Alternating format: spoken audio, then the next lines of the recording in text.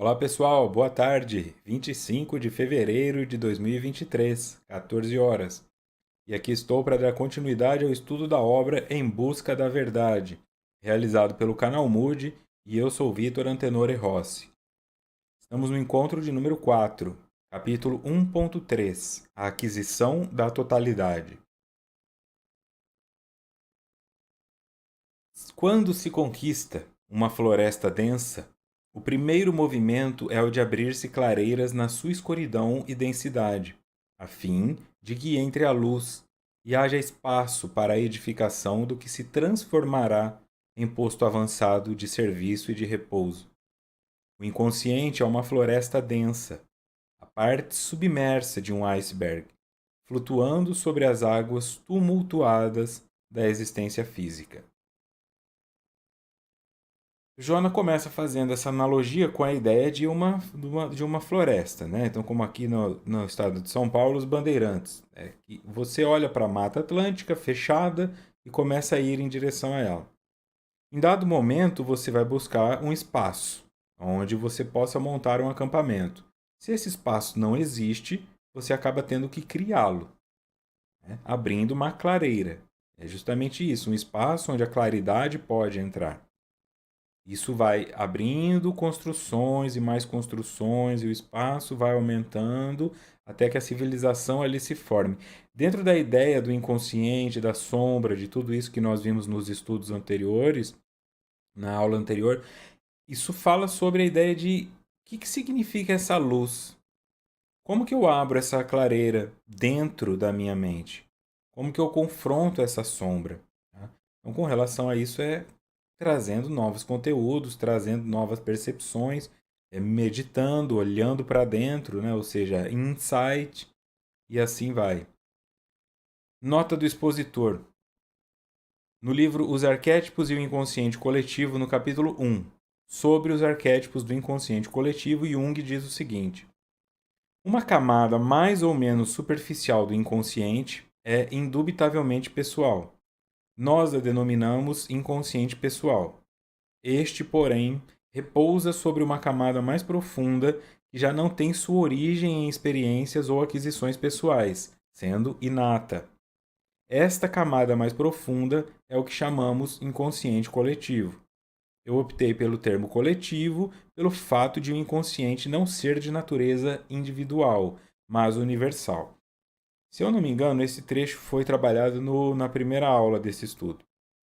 E eu trouxe ele de volta porque eu entendo que nestes primeiros encontros tem que haver uma didática no sentido de mostra uma imagem e conecta um conhecimento. Aplica um pouco mais de conhecimento, mostra essa imagem de novo. Então, a ideia aqui é que vocês comecem a entender com mais profundidade o que significa isso. Além daquele aparelho psíquico que eu já mostrei e que hoje eu vou mostrar de novo uma parte dele. Uma camada mais ou menos superficial do inconsciente é, sem dúvida, pessoal. Nós a denominamos inconsciente pessoal e ele repousa sobre uma camada mais profunda, que já não tem sua origem em experiências ou aquisições pessoais, não é do indivíduo, é do coletivo. Então, esta camada é chamada de inconsciente coletivo e, segundo Jung, é inata, ou seja, nós já nascemos com ela. Continua. Então, Joana traz a ideia do iceberg. Vamos lá. Eu peguei essa imagem do iceberg e aí eu coloquei esse texto, né, para ficar mais claro. Consciente, a parte visível do iceberg, aquela que está acima da água. Inconsciente pessoal, a parte do iceberg que está abaixo da água, dentro da água, abaixo da superfície. Tá? Vocês que estão só no áudio aí, depois vem aqui dar uma olhada na imagem. O self seria a junção do consciente, a parte visível do iceberg, com o inconsciente pessoal, a parte invisível do iceberg. O que não é iceberg é o inconsciente coletivo. Então, dentro do inconsciente pessoal, da parte não visível do iceberg, estão os complexos. E dentro do inconsciente coletivo, os arquétipos, as imagens primordiais com as quais nós já nascemos como informações simbólicas. O complexo são as informações que se constroem dentro da nossa experiência empírica de vida, no nosso inconsciente pessoal, portanto. Tudo que nós sabemos a nosso respeito, é a parte de cima. O inconsciente é tudo que está fora. Tá? Então, o self é a junção do consciente com o inconsciente pessoal. O inconsciente é a junção do inconsciente coletivo com o inconsciente pessoal. E aí, aqui no topo desse iceberg, lá em cima, nessa parte extremamente pequena, tem gente se achando o dono de alguma coisa. Então, esse seria o egoísta. O egoísta é aquele que acredita que o que está nessa parte visível do iceberg é o mundo e que todos deveriam vir para cá. Que é aí onde está o ego. O ego está na parte visível. Então, o egoísta é aquele que, ó, isso aqui que eu estou vendo é o que existe. Venham todos para cá porque eu estou certo. Façam todos do meu jeito porque é o melhor. Essas outras coisas que vocês estão estudando ou ensinando não servem para nada. Só eu sei. Gravou a imagem? Então agora eu volto na outra, porque na verdade é a mesma. Agora isso vai ficando cada vez mais fácil. A parte do círculo de fora, então, o círculo cinza é a consciência, portanto, a ponta do iceberg. Dentro dela está o ego. O círculo amarelo é o inconsciente pessoal, ou seja, a parte do iceberg que está abaixo da água. O círculo azul é o inconsciente coletivo, ou seja, tudo. Por isso a imagem aqui de cima, onde o azul está por baixo de tudo, as duas coisas estão contidas dentro. Tá? Então, dentro do inconsciente coletivo, eu nasço, eu começo a me desenvolver, eu gero consciência. E as minhas experiências são assimiladas e muitas delas são esquecidas, muitas delas são reprimidas, muitas delas são guardadas para depois eu ser capaz de entender, e isso fica no meu inconsciente pessoal. Ok? Então, os arquétipos aqui dentro do inconsciente coletivo, que seria o oceano, os complexos dentro da parte do iceberg que não se pode ver, e o ego dentro da parte do iceberg que se pode ver, a consciência. Volta agora em Joana. O inconsciente é uma floresta densa, a parte submersa de um iceberg, flutuando sobre as águas tumultuadas da existência física. E aí o que Jung traz? A camada superficial, mais ou menos superficial do inconsciente é pessoal. Então, a camada pessoal, superficial, que está na superfície do inconsciente, é o consciente. Tá? Então, esta parte que não é consciente, mas que está na superfície do inconsciente, então o inconsciente coletivo é a soma do inconsciente pessoal. O inconsciente é a soma do inconsciente pessoal mais o coletivo. Esta é a parte que está superficial. Porque se você pensa que esse oceano vai até o fundo, lá numa profundeza infinita para o que nós conhecemos, então isso é uma superfície. Este registro mostra aonde está o self. Né? O self é o iceberg, a parte visível e invisível. Está abaixo d'água. Só que se você for ampliando essa câmera, tirando o zoom dela, isso vai ser só uma pedrinha no meio do oceano. Por isso é só superficial comparado ao que é o inconsciente como um todo. Então a parte superficial do inconsciente, que é o oceano inteiro, é o inconsciente pessoal. Acima dela está o consciente. Esta camada mais profunda é o inconsciente coletivo. Ok? Então é isso aí. Se não ficou tão claro, mas acredito que ficou, volta aí depois. Voltando em Joana. No inconsciente coletivo encontram-se arquivados toda a história da humanidade, os diferentes períodos vivenciados, abrindo pequeno espaço ao inconsciente individual, encarregado dos registros atuais, desde a concepção até a atualidade. O inconsciente individual fala sobre a minha concepção, se eu estou pensando só em vida corpórea, desde o momento em que eu sou concebido no útero, ali no óvulo e o espermatozoide. Se você pensa em termos espirituais, é no momento em que eu fui criado como espírito. Tá? Olha, no inconsciente coletivo encontram-se arquivados toda a história da humanidade, abrindo pequeno espaço para o inconsciente individual. Então, o oceano é toda a história da humanidade. Você não vai conseguir compreender exatamente o que aconteceu na Hungria em 1328, o que era a União Soviética lá na parte mais gelada, né, no leste da Rússia. É muito complicado. Então, nós não vamos conseguir acessar todas essas informações. Porque quando se aplica ainda a ideia do espírito, você tem que pensar em todas as informações que aconteceram na história do planeta Terra, depois na história de Marte, na história do universo. Não dá.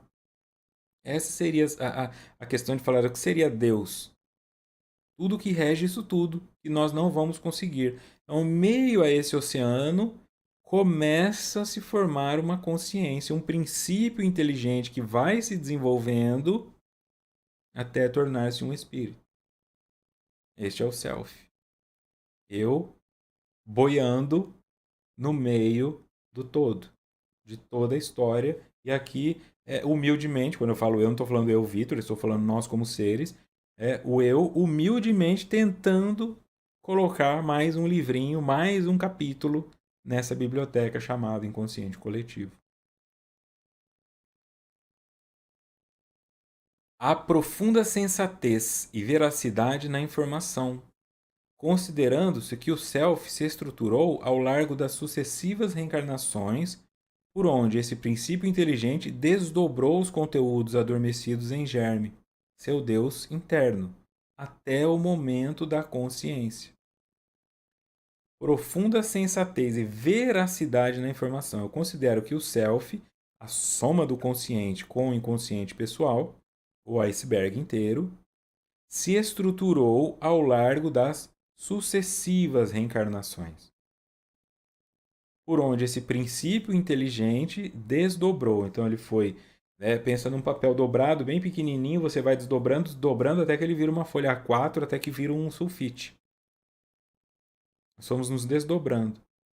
Estes conteúdos adormecidos em seu Deus interno até o momento da consciência. Quando fala de centelha divina, o guia interior, o eu superior, é sobre essa força que, sabe, nascendo sem nada, eu nasço com algo. Nascendo sem nada, eu sei procurar o peito. Nascendo sem nada, eu choro porque eu não quero morrer. Então é uma força que nos guia de alguma maneira. E isso vai se desenvolvendo. Então, essa centelha divina, imagina só uma brasa, uma fogueira onde vão saindo aqueles pequenos pedacinhos de fogo. Aquilo cai num espaço e vai proliferando até que nós nos tornemos fogo.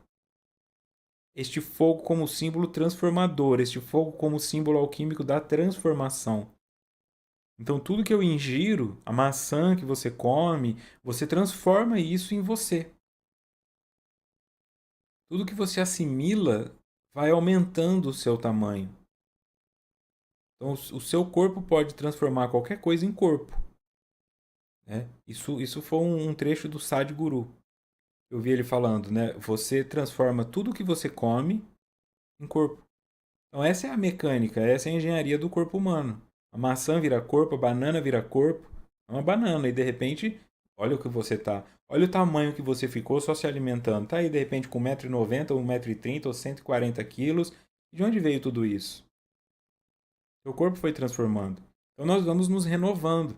E estruturalmente, em termos psicológicos, é similar. Cada livro que você lê, o teu inconsciente vai transformar em você, em self. Passa a ser parte de você. Fica no consciente, daqui uma semana você esquece um pouco, daqui um ano você não se lembra, aí você quer pensar, teve um livro que eu li uma vez que eu não lembro qual é, já está no inconsciente. Você pode com um grande esforço lembrá-lo, mas ele agora não está aí, só que está no self. Aquela informação, no momento em que ela for necessária, primeiros socorros que você aprendeu, dê 2 tapinhas nas costas da criança, sei lá. Esqueceu. O dia que tiver uma criança se engasgada na tua frente, você vai dar os 2 tapinhas. Porque essa informação estava em você. Por isso é importante estudar, por isso é importante construir, por isso é importante se alimentar. Quanto mais você ingere de conhecimento, mais o teu self transforma em self. Então, mais espaço você ocupa dentro do inconsciente coletivo. Teu inconsciente pessoal fica maior. Então, calcula o tamanho do inconsciente pessoal de um Chico Xavier para conseguir que aquelas psicografias todas fossem escritas. Calcula o tamanho do inconsciente de Jesus para que ele conseguisse, durante tanto tempo, manter o mesmo discurso sem entrar em contradições. A informação estava lá. Quando alguém vinha tentá-lo com alguma resposta que ele provavelmente daria errado e poderia ser preso ou condenado, ele sabia dar a resposta. De onde vinha tanto conhecimento? Só que isso não fica o tempo todo borbulhando no consciente, senão nós enlouquecemos. Ele é decantado até o inconsciente. E quando necessário, volta. Aí fala, então significa que se eu fizer uma faculdade de direito aos 70 anos, você já nasce direito. Quando você nascer, o conhecimento do direito já está em você. Mas você não vai poder arrumar emprego com isso. Você vai ter que fazer a faculdade de novo. Só que quando o professor vier dar a primeira aula, aquilo para você vai ser mais fácil do que para quem está vendo a primeira vez. Porque você pode não entender nada. Eu não vou trabalhar com isso, eu não consigo, a aula para mim é difícil. Mas esteja lá. Deixa os teus olhos, o teu cérebro, deixa os teus ouvidos captarem essa informação e deixa ela guardada no teu inconsciente. Na próxima encarnação, quando você vier de novo no desenvolvimento dos 8, 19, 20 anos, você vai ter toda essa potência, o conteúdo já estará aí você será aquele aluno que aprende com facilidade aquela temática. Continuando em Joana. Para que haja uma real integração desses arquétipos predominantes em o ser humano, torna-se indispensável o amor a si mesmo, conforme a recomendação do sublime psicoterapeuta Jesus Cristo. Ele sabia da existência da sombra individual e coletiva, que aturdia o ser humano. Ele tinha que saber, pensa como ser luminoso, ele tinha clareza. Ele não via a sombra do outro. Porque onde você leva uma vela, você não vê luz, você não vê sombra. O Jesus não é que ele olha a mancha de sombra no Vitor. Não era essa sombra, porque senão ele não teria luz. Ele não pode se apagar. Então, como é que Jesus, um ser como Jesus, que chega num campo de iluminação, consegue perceber que tem sombra no outro se ele está produzindo luz e a sombra deveria desaparecer? Pela contradição. Por isso ele chamava os fariseus de hipócritas. Por isso ele falava do sepulcro caiado, bonito por fora e podre por dentro. Porque eu estou vendo, de repente, em você, você está com dor de dente porque você não escova direito. A minha luz me permite ver isso. E aí eu vejo você dando uma palestra sobre passar o fio dental e escovar os dentes. Aí eu vejo tua sombra. Que você está mentindo ou que você não é consciente da sua hipocrisia. Mas isso é sombra. Ou você está tentando esconder do outro, tendo consciência, joga numa sombra propositalmente, ou você está escondendo isso de si mesma. É sobre um elemento de que algo precisa aparecer. Essa é a leitura. Então, o ser escolhido não é aquele que é perfeito, é aquele que é coerente. Você não quer estar com alguém perfeito. Você quer estar com alguém coerente. A perfeição te anularia. Uma pessoa perfeita não precisa de você. Se você for namorar uma pessoa que não precisa de você para nada, você se torna nada. Você fica angustiado. Eu preciso dela. Eu não posso fazer nada sem ela. Ela pode fazer tudo sem mim. Então o que você está buscando? Não é uma pessoa que não bebe, uma pessoa que não fuma, uma pessoa que não fala palavrão, mas é uma pessoa coerente. Coerente fala, ó, esse coerente fala palavrão, mas ele fala palavrão na rua e fala palavrão em casa. O problema é o cara que só fala palavra bonita na rua e só fala palavrão em casa. Isso é incoerência, isso é sombra. Isso é a mentira. Alguém fala, olha, eu bebo mesmo, eu gosto de jogar futebol com as minhas amigas, eu assisto pornografia e eu faço isso desde a adolescência. E a pessoa fala, tá bom. Você vai chegar em casa e vai pegar o indivíduo assistindo pornografia e vai falar, tá bom. Ele avisou. O problema é quando a pessoa fala, as coisas das mulheres aí que ficam se sujeitando a isso tudo. Aí você chega em casa e pega ele assistindo. Se você for pensar com clareza, Os casamentos, as relações, as amizades acabam por isso. Porque ou eu me iludo com relação ao que eu espero do outro e idealizo uma pessoa que não pode ser idealizada, porque ninguém é, ou o outro monta uma persona, cria uma persona para me enganar e em algum momento escapa, tem um ato falho. Em algum momento ele esquece. E isso nós vamos construindo. O filho fala: mãe, tô pensando em experimentar maconha. Aí ela vai brigar com ele, ou não vai brigar com ele, mas ele avisou. Ela pode buscar um recurso. O problema é quando ela fala: filho, você tá fumando maconha? Ele fala: não, mãe. Ela vai lavar a roupa dele e tem maconha no bolso. É isso que deixa com raiva. O sentimento: eu fui enganado? Eu me enganei ou eu fui enganado? Os sinais estavam claros, o cara tá chegando com o olho vermelho, tá chegando com cheiro, mas você não quer enxergar. E quando você é obrigado a enxergar, dói toda a dor que você negou de uma vez só. Então não fique buscando pessoas perfeitas no Tinder, na vida real ou nem dentro da igreja. Procure pessoas coerentes. Procure ser uma pessoa coerente. O estudo de hoje é sobre você tornar-se coerente. Aceitar a tua sombra, parar de fingir que você é algo que não é e deixar que as pessoas te amem como você é. Porque assim não vai ter pressão nenhuma de ninguém te cobrando nada. Quem te conheceu, quem te aceitou, foi do jeito que você é. Se o outro criou expectativas, é problema do outro. Lidar com a frustração de tais expectativas. Assim que Jesus sabia da sombra do indivíduo e colocava como indispensável o amor a si mesmo para que haja uma integração entre sombra e luz, para que haja coerência. Então, nota do expositor. No Evangelho de Mateus, capítulo 22, versículos 33 a 40, tem o seguinte: e as turbas, ouvindo isto, ficaram maravilhadas da sua doutrina. E os fariseus, ouvindo que ele fizera emudecer os saduceus, reuniram-se no mesmo lugar. E um deles, doutor da lei, interrogou-o para experimentar, dizendo: Mestre, qual é o grande mandamento na lei? E Jesus disse-lhe: Amarás o Senhor teu Deus de todo o teu coração e de toda a tua alma e de todo o teu pensamento. Este é o primeiro e grande mandamento. E o segundo, semelhante a este, é: amarás o teu próximo como a ti mesmo. Destes dois mandamentos dependem toda a lei e os profetas. Fariseu, doutor da lei. Doutor da lei não é o pilantra que está no boteco, não. É o doutor da lei, sabe? É o desembargador, é o juiz, é o padre, é o bispo, é o dirigente do centro espírita, é a mãe de santo. É a pessoa que tem um poder vigente naquela época. Então, qual que é o grande mandamento?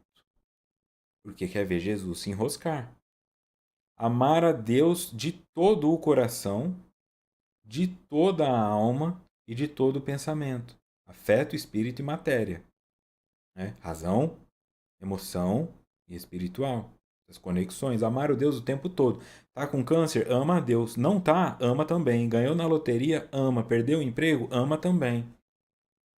O primeiro mandamento é não desistir de Deus, não desconectar o amor de Deus, não parar de confiar em Deus, não importa o que aconteça. Se a vida te der uma face, ofereça a outra. Ou seja, não pare de caminhar, não importa quão difícil esteja. Vá por um caminho contínuo. Para descansar um pouco, olhe um pouco as borboletas, mas vá. Isso cria uma conexão, isso é a ideia de fé. Isso é a ideia de Jó. Olha, mas você tem um monte de fazenda, Deus que me deu. Olha, você está todo ferido, se cortando com um caco de telha e tudo que você tinha acabou. Deus deu, Deus tira. Não se abalar nesse sentido. Então, esse seria o primeiro mandamento. Não praguejar contra Deus quando dá errado. Porque aí depois não adianta soltar fogos quando dá certo. E o segundo é amar ao próximo como a ti mesmo. Não é mais do que você, não é menos que você. Então a pessoa que fala assim: eu me sacrifico todo por amor aos outros. Não existe isso. O mandamento é você amar ao outro como você se ama.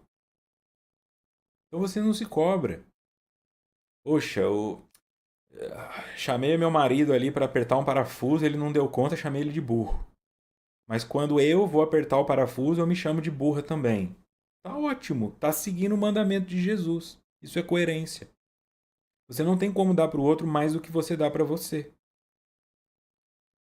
E pronto, basta observar. Você vê aquela pessoa obesa, e aí junto dela tá o quê? O filho obesinho, tomando um milkshake desse tamanho.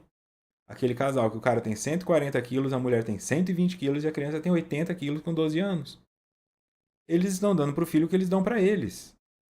Por mais que seja doloroso ver, coitada da criança, eles não têm como dar para o filho mais do que eles dão para si. Eles têm que fazer um trabalho de reforma na própria obesidade, na compulsão alimentar, na reeducação alimentar, para depois poder oferecer isso para o filho. Porque se eles obrigam o filho a ser magro, ou ser saudável pelo menos, o filho se sente rejeitado. Ah, minha mãe e meu pai podem comer pizza e eu não posso, eu tenho que comer grão de bico. Essa é a integração do amor. Então para de achar que eu tenho que fingir que eu sou bonzinho com todo mundo. Eu tenho que ser com os outros o que eu sou comigo. Em casa você come miojo quando não tem ninguém, quando a visita chegar, dá miojo para ela. O teu sofá é furado, não adianta pôr uma almofada em cima quando a visita chega. O teu sofá é furado. Essa é a aceitação. Deixa que o outro te ame. Se ele veio aqui para reparar se o teu sofá está furado, é melhor que não volte mesmo. Isso você se liberta naturalmente dos hipócritas, se liberta naturalmente dos narcisistas e das pessoas que estão querendo te parasitar de alguma forma. Só sobra quem realmente te ama, porque você se amou como você é, só vai sobrar quem te ama como você é. Volta em Joana.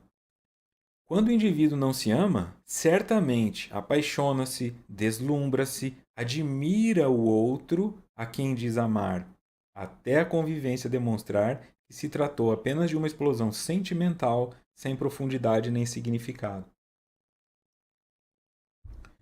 Nota do expositor, eu volto aqui. Continuando em Jung nos arquétipos do inconsciente coletivo. Ora, sabemos pela experiência médica que a projeção é um processo inconsciente automático, através do qual um conteúdo inconsciente para o sujeito é transferido para um objeto, fazendo com que este conteúdo pareça pertencer ao objeto. A projeção cessa no momento em que se torna consciente, isto é, ao ser constatado que o conteúdo pertence ao sujeito. Toma consciência ou se torna consciente, é só um erro de digitação. Toma consciência. Então, volta aqui. Quando o indivíduo não se ama, apaixona-se, deslumbra-se e admira. Este é o mecanismo. Tá? Então, este mecanismo de projeção é: eu não tenho em mim, então eu idealizo. Eu idealizo o que eu sou. Eu idealizo o que eu sou. Eu estava vendo um vídeo desse que vai de WhatsApp para lá e para cá, onde tinha um. Provavelmente isso é montado, mas isso é uma verdade, né? Isso é uma verdade. Tem um grupo de mulheres conversando lá, uma falando para outra. Você viu o carinha novo na escola? A outra fala, nada a ver. Para mim o cara tem que ser alto, rico, bonito e não sei mais o que. A outra, mas eu até aceito se não for rico e tal. Aí vem o cara e põe assim: para mim a mulher só não precisa ser gorda. Ah, aí acabaram com o cara. Quer dizer, e você tem aquele meme, né? De que a mulher fala assim: eu quero que o cara seja bonito, eu quero que o cara seja rico e que ele tenha pelo menos 1,80 de altura. Aí o cara fala: eu não quero uma mulher que tenha mais de 80 quilos de peso. Aí ele é machista. Essa é a idealização. Se eu estou acima do peso, por que eu exijo que o outro não esteja? Por que eu quero que o outro goste do que eu não gosto? Então eu idealizo. Eu idealizo que se eu estiver, eu sendo gordo, se eu estiver com uma pessoa magra, eu sou magro. Eu consegui. Olha o outro lá, teve que ficar fazendo academia, crossfit para emagrecer, para conseguir uma mulher magra, e eu tô aqui gordo com uma mulher magra. Eu sou magro, entende? É uma sensação, uma ilusão. E depois vai descobrir que talvez essa pessoa magra, na verdade, ela é compulsiva por treino, ela é neurótica com alimentação, ela sofre. Não sei se isso é bom. Porque é idealização. Quando eu não me amo, quando alguma coisa aparece que conecta com a minha projeção, daquilo que eu acho que é perfeito, ou seja, projeção é o que me incomoda no outro está mal resolvido em mim. O que me admira, me atrai, é o que me falta. Então eu projeto. Eu não quero construir, eu quero pronto. Por isso a aluna tende a se apaixonar pelo professor. A aluna de engenharia vê o engenheiro pronto, ou a aluna engenheira, e pensa: eu já quero estar lá. A aluna de medicina que já quer. O médico já está com o consultório estabelecido. Se eu casar com ele, meu nome vai para aquela placa, eu não vou ter que construir. Aí depois que fica junto, o cara é abusivo, o cara é muito velho, eu tenho um pique, ele tem outro. Começa a acontecer a realidade. Então não é sobre o amor ter diferença de idade ou não ter. É sobre projeção. Quando você se apaixona perdidamente por algo, desconfie. Principalmente se esse algo for muito diferente daquilo que você tem. Porque se não tem algum traço teu naquilo, é porque você não tem a paixão por si mesmo. E se não tem a paixão, se quando você olha para si não tem algo que te excita, em termos de vontade, olha minha inteligência, que delícia, eu vou ler todos os livros, tem gente que não consegue ler, olha minha beleza, que legal. Eu não sei, tem que ter alguma coisa em você que te excita. Senão, como é que você vai acreditar que o outro vai se excitar com você? Seja em nível sexual ou em nível romântico. Você fica na dependência. Você fica com medo. Você fica o tempo todo na insegurança. E aí é onde Joana fala. Depois que você percebe que não era tudo aquilo, com a convivência, você identifica que foi apenas uma explosão sentimental, sem profundidade nem significado. Porque foi uma projeção. E quando a projeção cessa, no momento em que eu me torno consciente. Ih, rapaz, o que eu fiz? Eu constatei que o conteúdo era meu. O outro não é melhor porque é magro, o outro não é pior porque é gordo, o outro não é mais sábio porque é mais velho, e o outro não é ignorante porque é mais jovem. São os meus preconceitos que foram projetados. Volta em Joana. O amor a si mesmo deve centralizar-se no autorrespeito e na autoconsideração que cada um se merece, identificando a sua sombra, que é familiar aos demais, aceitando-a e diluindo-a na mirífica luz da amizade e da compreensão. Mirífica é maravilhosa. O que significa o amor a si mesmo no sentido prático? Autorrespeito. Respeita os teus horários de dormir, respeita os alimentos que você come, respeita as dores que o teu corpo está comunicando, respeita os limites da tua paciência, da tua psicologia. Não quer ficar com pessoas que são desagradáveis, eu tenho que ficar porque é amigo da infância, eu acho uma chatice. Respeite-se. Autoconsideração. Na hora de algum evento, fala, eu também quero ir. Olha, mas só tem 4 vagas no carro. Vão vocês, eu fico. Se considere também. Considere você parte daquilo tudo. Vai pro Para o Ímpar, vai pro Jockey Pô, vai para tirar dado, não importa. Mas não tire você, desconsidere a tua necessidade só porque você acha que isso é humildade. Isso identifica a sombra. Eu sou familiar às minhas questões. Eu aceito e eu diluo ela na luz da amizade e da compreensão. Eu vou buscar pessoas que aceitam quem eu sou, mas que ao mesmo tempo também vão me ajudando a ser melhor. Eu tenho um problema com álcool, eu bebo muito e eu perco o controle. Então é bom você ter alguém que segura teu cabelo para você vomitar. Se você tiver outro que faz igual, vocês vão acordar em Nárnia. Aí a pessoa, olha, você bebeu muito, não devia, mas beleza, foi engraçado. Com o tempo você vai percebendo. Aí no meio da bebedeira ela fala: Ó, semana passada você desmaiou no 6º copo, você já tá no 4º. Aí isso vai te modificando, entende? Não tem um milagre, não tem a cirurgia que remove o vício. É uma reeducação. Então, já que você vai se reeducar, é melhor ter um professor que ensina do que um professor que fica fazendo piadinha para a aula acabar logo. Na vida, né? Marido, esposa, amigos. Ó, identificando a sua sombra que é familiar aos demais. Né? Essa é a graça, né? Você acha que está escondendo e todo mundo está vendo. Só não vem com clareza porque estão projetando a própria, né? É necessário, portanto, uma atitude ativa e não passiva. Porque essa passividade, essa anuência com a ignorância, nada fazendo para modificar a estrutura, alterando-a e dissolvendo-a, fomenta a violência de todo porte, que deságua entre os poderosos terrestres em guerras hediondas, espraiando a sombra coletiva da arbitrariedade e da prepotência.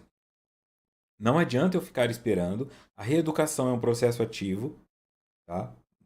É simples, você pode. Eu vou dormir ouvindo os estudos do canal Moody. Seu inconsciente registra, mas não adianta nada. Se eu tô aqui usando Joana, usando Jung, usando o espaço, usando o YouTube para comunicar para você, para de gritar com seu filho, para de trair seu marido, para de fazer isso se você não tentar alguma coisa. Porque isso está te adoecendo. Se não está te adoecendo, continua. Se não é um problema para você, continua. Não tem um caminho de vida perfeita, tem um caminho de vida saudável. Às vezes, tirar o cigarro de uma pessoa é pior do que deixar. Cigarro é um componente que dá uma segurança psicológica para ela, diminui a ansiedade e ela consegue lidar com as consequências disso. Tá bom. Aí você tira, ela fica sem nada, ela fica compulsiva. Por sexo, por comida, por qualquer outra coisa, e aí se mata. Então, pensa com clareza. Não tem algo que você faz que é errado porque você vai para o inferno por causa disso. Tem algo que você faz que vai fazer da sua vida um inferno, porque é um inferno ter um câncer no pulmão. É um inferno ter diabetes. É uma chatice ter intolerância a isto ou aquilo. É um inferno viver na obesidade. Tudo é difícil. Então por que você vai escolher o caminho mais difícil? Esta é a pergunta. Por que você vai ter que toda hora ficar brigando contra alguma coisa? Contra uma doença, contra um sintoma, contra a sociedade? Se está na tua mão fazer alguma coisa para resolver isso, por que não fazê-lo? É só essa pergunta. De resto, certo ou errado, isso é relacionado com a tua perspectiva. Essa passividade, essa anuência com a ignorância, né? A ignorância é aquilo que eu ignoro, é aquilo que eu não vejo, o que eu não vejo, não reconheço, é inconsciente. Nada fazendo para modificar a estrutura, alterando ela, desenvolvendo ela, gera violência. E isso começa na casa, com o cara gritando com o cachorro, e termina num presidente jogando bomba no outro, um país jogando bomba no outro. Então, todo mundo, de alguma forma, projetando. O problema são os ucranianos, o problema são os argentinos, o problema é isso, o problema é aquilo. E quem que é a solução? Quem que é a solução? Quando foi que a solução se apresentou?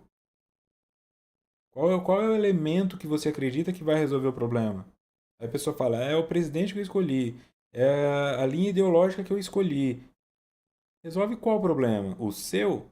Mas não cria outros? Então, como não existe uma coisa que responde tudo, porque são quase 8 bilhões de pessoas no mundo e cada uma pensando a seu jeito, nós ficamos na ilusão. Eu venci, o meu presidente venceu, aí depois de 4 anos. Mas quando você pensa no todo, quando você olha isso como um gráfico, na história humana, nós perdemos. Nós perdemos. O avanço tecnológico está muito à frente do avanço moral, do avanço social.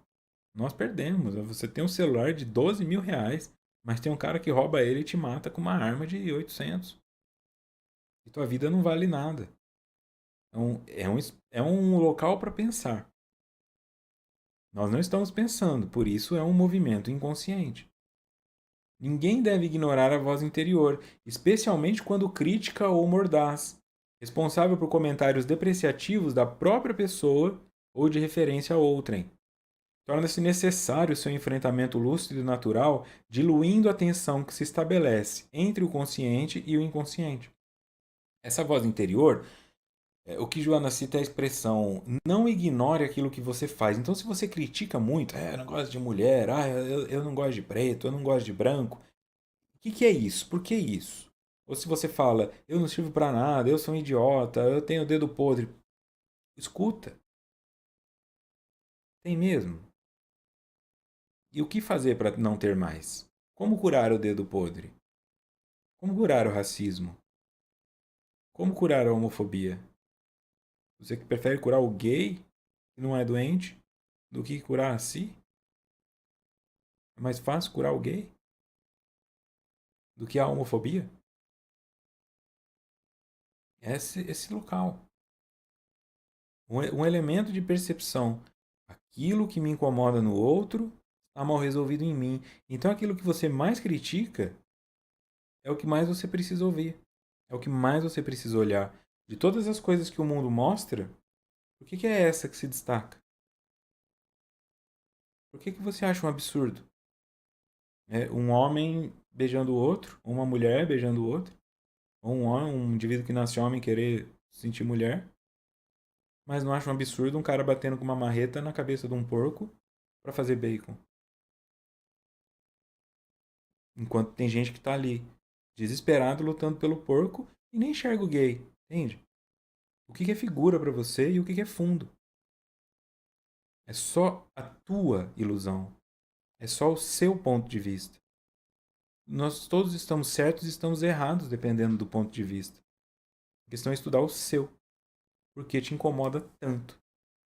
Então, quando eu falo dessa coisa do animal, por que te incomoda ver o cachorro na gaiola lá na China para ser comido, mas não te incomoda ver a galinha? Porque é cultura. Porque você não pode entrar em contato que o que você faz com a galinha é o que eles fazem com o cachorro. Então você isola, como se a galinha não merecesse. E isso vai construindo a sociedade, ninguém questiona. E quando alguém vem e fala e levanta a bandeira, ah, essas bichas, ou esses veganos chato, mimimi. E não é, na verdade são pessoas que estão enxergando no mundo uma coisa que naquele momento para elas está fazendo sentido do mesmo jeito que você. Então quem estuda a própria crítica, quem estuda o que incomoda, cresce. Quem não estuda, estagna. E aos poucos vai apodrecendo. Se isola do mundo. Então, Joana fala de uma tensão entre consciente e inconsciente. Volto para Jung nos arquétipos do inconsciente coletivo. O que possuímos não tem mais validade e as mãos se cansam de reter, pois a riqueza está em toda parte, até onde o olhar alcança. O que julgávamos possuir se transforma em água, e mais de um aprendiz de feiticeiro acabou se afogando nessas águas, por ele mesmo invocadas. Caso não tenha sucumbido antes ao delírio de que esta sabedoria é boa e aquela outra má. É destes adeptos que provém os doentes preocupantes, os que julgam ter uma missão profética. Isto porque a cisão artificial entre a sabedoria verdadeira e a falsa cria uma tamanha tensão na alma que dela surge uma solidão e uma dependência como a do morfinômano, o qual sempre espera encontrar companheiros de vício, o viciado em morfina. Aquele que não quer sentir a dor. Então, o carnívoro quer se encontrar com os carnívoros, o vegano com os veganos, entende? Os gays com os gays. Tem uma balada LGBT, balada hétero. Por que precisa ser separado? Porque eles querem se sentir seguros. Eu não quero gay aqui, vai vir esses gays aqui. Ah, eu não quero esses héteros olhando feio. Mas se cada um cuidasse só de si, o que eu quero ouvir é a música? Se tem um cara sem camisa dançando igual a Lady Gaga do meu lado, qual o problema? Se ele me obrigar a dançar e eu não quiser, passa a ser um problema dele me abusando. Mas de resto, é se colocar no mundo. E não ficar incomodando o outro. E não se incomodando com o outro. Então é essa tensão. É essa tensão que Joana cita e Jung coloca aqui, ó. A cisão artificial entre a sabedoria verdadeira e a falsa. Eu acho que eu sou. Então, quando ele fala, e quantos aprendizes de feiticeiro não se afogaram nas águas que eles mesmos invocaram? Eles mesmos invocaram. Ou se sucumbiram ao delírio de que esta sabedoria é boa e aquela outra é má. Estes são os preocupantes, porque eles acham que tem uma missão profética. Esse é o cara que eu falei que está lá na ponta do iceberg falando: saiam daí, vocês estão todos errados. No fundo, dentro do todo, ele é o cara com o capacete de papel de alumínio na praça. E é muito fácil ser o louco. É muito fácil ser o louco. Aquele que perdeu o contato com a realidade. E está vivendo num universo dentro da própria mente só. Só de projeções. Volte em Joana. Reconhecer-se imperfeito como realmente se é, portador de ulcerações e de cicatrizes morais, é um ato de humildade real, que se deve manter com dignidade, enquanto que divulgá-los, demonstrando simplicidade, é maneira de permanecer-se no estágio de dominação pela sombra, que somente mudou de expressão e de comportamento. Ela vai começar aqui a entrar na ideia de não adianta eu ficar falando, ah, mas eu sou um tonto mesmo, né? Eu sou o cabeçudo mesmo, né? Isso não é humildade, segundo ela. É projeção da sombra. A humildade é quando você fala, eu tenho o problema. Esse indivíduo que assume. Olha, namorada, desculpa, eu grito. Mas eu grito com todo mundo e até comigo. Eu entendo se você não quiser ficar comigo. Eu preciso trabalhar isso em mim. Eu vou trabalhar isso em mim. Mas eu não posso mentir para você dizendo que amanhã eu vou parar de gritar. Porque não é pessoal com você. É meu. Com o mundo. Eu grito com o garfo que cai no chão quando eu estou lavando a louça. Então é óbvio que eu vou gritar com você. Aí a pessoa fala, entendi. Então quando você estiver gritando, eu vou entender que é uma expressão da tua raiva. Eu não vou me sentir ofendida, porque esse é problema seu. Apesar dos gritos, você é gente boa, você é um legal para viagem. Só quando você se frustra, você grita. Isso para mim é o suficiente para eu ficar na relação? Fica. É uma relação real. Não, não dou conta? Vai embora. Não fica acreditando que amanhã o outro vai mudar. E depois falando, eu falei com ele, durou uma semana, mas depois ele voltou. É natural. É natural. Nenhuma mudança acontece da noite para o dia. E quem diz isso está mentindo, primeiro para si e depois para o outro. A humildade real, segundo Joana, é reconhecer-se imperfeito, como realmente se é, portador de feridas e de cicatrizes morais.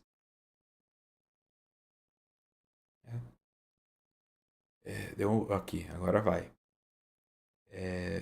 Mais uma nota do expositor, Arquétipos do Inconsciente Coletivo Jung, eu já trouxe só esse livro. Tentar cobrir a nudez com suntuosas vestes orientais, tal como fazem os teósofos, seria cometer uma infidelidade para com a nossa história. Não caímos no estado de mendicância para depois posar como um rei indiano de teatro.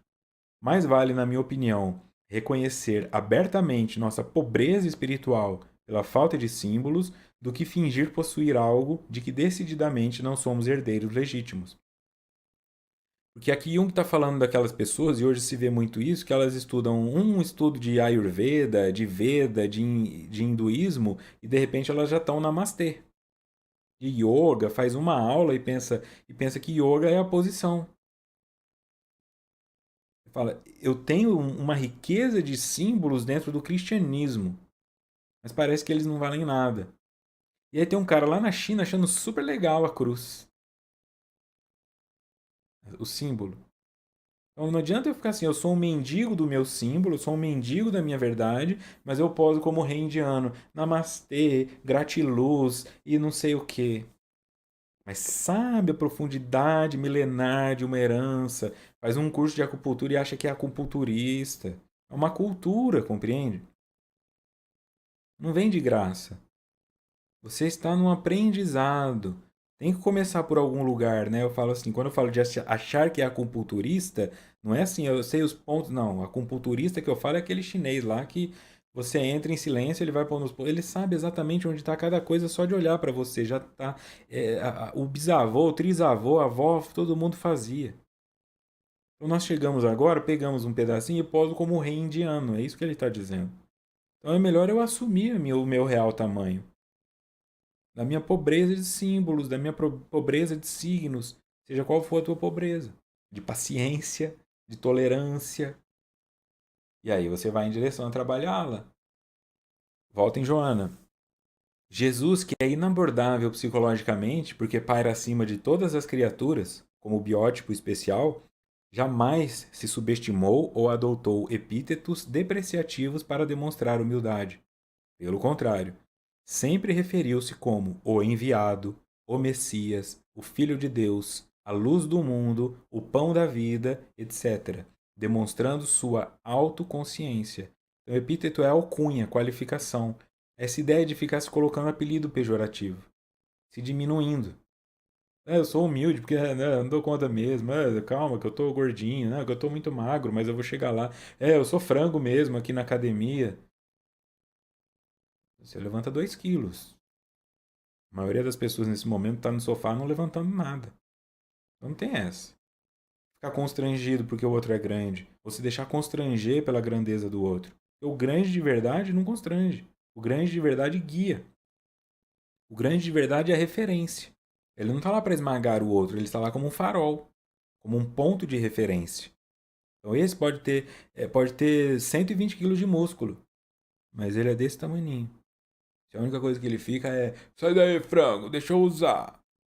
Coitado, coitado. Tá? Afogado nos próprios músculos, mal consegue respirar, porque ele precisa de tudo isso para projetar para fora a pequenez que ele tem dentro. Agora, aquele cara que naturalmente alcança isso e é humilde e é gente boa, esse cara é grande. Não é sobre o quanto de músculo tem ou não tem. Não é o carro que você dirige ou não. É como você se enxerga. E é como você respeita ou desrespeita quem está no Fusca enquanto você está na BMW. Nota do expositor. É no Evangelho de João, capítulo 6 e o capítulo 8. No capítulo 6, versículo 33 a 35, Jesus diz: Porque o pão de Deus é aquele que desce do céu e dá a vida ao mundo. Disseram-lhe, pois: Senhor, dá-nos sempre desse pão. E Jesus lhes disse: Eu sou o pão da vida. Aquele que vem a mim não terá fome, e quem crê em mim nunca terá sede. João 8, 12 a 14. Falou-lhes, pois, Jesus outra vez, dizendo: Eu sou a luz do mundo. Quem me segue não andará em trevas, mas terá a luz da vida. Disseram-lhe, pois, os fariseus: Tu testificas de ti mesmo. O teu testemunho não é verdadeiro. Respondeu Jesus e disse-lhes: Ainda que eu testifico de mim mesmo, o meu testemunho é verdadeiro, porque sei de onde vim e para onde vou. Mas vós não sabeis de onde venho, nem para onde vou. Dá dó de ser fariseu. Não é fácil ser fariseu, não. É fácil ser fariseu com os ignorantes, mas com a luz como Jesus é só pancada. Retroativa, né? Então, quando Jesus fala, eu não estou. Ele fala, você está falando de você mesmo? Como que você pode se autorreferenciar? É lógico que você vai falar que você é bom. E Jesus está falando, eu não estou falando que eu sou bom. Eu estou falando que eu conheço o meu caminho. Se eu sei de onde eu vim, que ele fala de Deus, e eu estou indo para Deus, então eu testifico de Deus. O meu caminho é bom. Eu não estou perdido. Vocês que não sabem onde estão indo, é que acham que estão. Então, essa é a autorreferência. Se eles realmente soubessem o que estavam. Jesus não ia atrás dos fariseus para perturbá-los. Os fariseus é que desviavam o caminho para vir até Jesus. Mas quem tem o foco, sabe para onde está indo, não desvia. Você não desvia para incomodar o outro. Você está indo para uma cidade, vê um carro virando para outro, você não vai segui-lo. Só se você não souber para onde está indo. Voltando em Joana. Entre a humildade e o exibicionismo permanece uma grande diferença. Muita aparência humilde torna-se ostentação disfarçada. Portanto, presença da sombra dominadora na conduta psicológica. Muita aparência humilde torna-se ostentação disfarçada. Olha que coisa linda. É o que eu disse, o músculo. E pode pôr o músculo no que você quiser. Dinheiro, tamanho da casa, tamanho do silicone, cabelo que veste, armação de óculos, qualquer coisa. Quando fala do seu filho. Presença da sombra dominadora. Mas qual que é o ponto? Isso é inconsciente, é a tua sombra. Esse estudo é para te mostrar, esse estudo não é para te constranger. Você não sabe que faz isso. Isso é para mostrar que você faz. Você faz, aonde faz e como faz. Se não faz, que bom. Mas nada? Nem um pouquinho? Tá aqui por quê então? Essa é a reflexão. Por que você está no estudo 4? Tem alguma coisa aqui que é para você. Qual é a figura que destacou para você desse fundo? Aí é nesse caminho que você trabalha. Alguns estão se identificando dolorosamente com isso que está sendo mostrado. Mas veja, não é Joana te causando dor, não sou eu te causando dor. É a luz mostrando aonde doía e você não via. Porque projetava que quem te causava dor era o outro. Mas na verdade a dor é sua. Entre ser humilde e exibicionista tem uma grande diferença. Jesus estava sendo humilde porque reconhecia seu tamanho. O que fala que é humilde, mas na verdade é arrogante, está se exibindo. Em qualquer movimento religioso que busca a superação dos conflitos, vale a pena considerar-se que convivem no mesmo indivíduo o anjo e o demônio. necessitam harmonizar-se, descendo um na direção do outro, que ascende no rumo do primeiro. Anjo e demônio estão dentro de mim. Para alguém eu sou um anjo, para alguém eu sou um demônio. Para a esposa eu posso ser um anjo, para o vizinho um demônio. Minha esposa adora música alta, eu sou um anjo por colocá-la. Se o meu vizinho odeia, eu sou o demônio. Pode ser um anjo para o seu filho, mas um demônio para o coleguinha dele. Mais a expressão de sombra, mais a expressão do vício, da maldade, da imoralidade, desse eu inferior. Mas eles precisam se conectar para se transformar um só. Por isso é um estudo sobre a aquisição da totalidade. Enquanto você negar uma parte sua, seja o anjo porque você acha que não presta para nada, ou seja o demônio porque você acha que só você presta, você não é total. Para adquirir a totalidade, você precisa integrar a parte que está na sombra, aquela que você nega, e você identifica que parte é essa, fazendo a leitura do que mais te incomoda ou mais te admira no mundo, nos outros. Quando se reconhece essa dualidade presente na psique, que é representativa do ser humano, uma das suas características, portanto, torna-se fácil a terapia equilibradora, unindo-a em um ser lúcido psiquicamente e generoso emocionalmente. Terapia equilibradora. Os dois continuarão existindo. Porque para os fariseus Jesus era o demônio. Então existia dentro dele algo. Existia dentro dele algo de conseguir confrontar, de enfrentar, de se posicionar. Isso para quem estava acostumado as pessoas abaixarem a cabeça quando eles chegavam, é uma ofensa. Então, para algumas pessoas, Jesus foi um demônio. É simples e complexo assim. Você não vai quando fala assim, nem Jesus agradou a todo mundo. Para muitos, Jesus foi um demônio.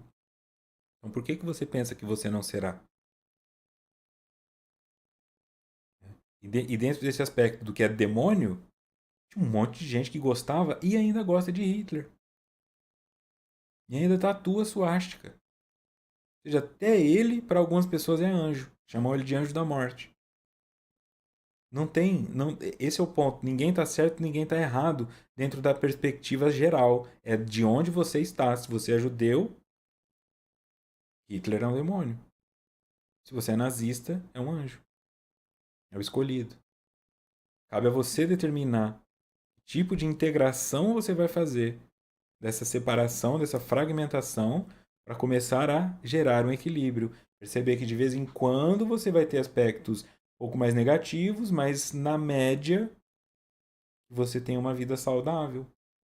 A integração é necessidade de vivenciar-se um labor consciente, de amadurecimento psicológico, de conquista emocional e espiritual. Segundo Joana, necessidade. Viver é ação, viver não é passividade. Um labor consciente. Então eu trabalho conscientemente para amadurecer psicologicamente. E isso vai me trazer conquista emocional, porque eu passo a ter novas ferramentas, novas respostas para os mesmos fenômenos e espiritual, porque tudo que eu aprendo fica registrado no meu self, é levado comigo para as minhas próximas encarnações. Eu vou aumentando o tamanho desse iceberg, passando a existir com mais força no mundo. E assim consigo criar funções, ter funções maiores e melhores e carregar missões mais pesadas sem desmoronar. Perfeito? Próximo encontro, então, 4 de março, começaremos o capítulo 2, Fragmentações Morais.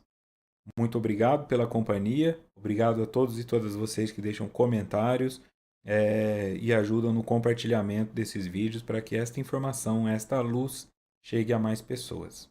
Um grande abraço e muita paz.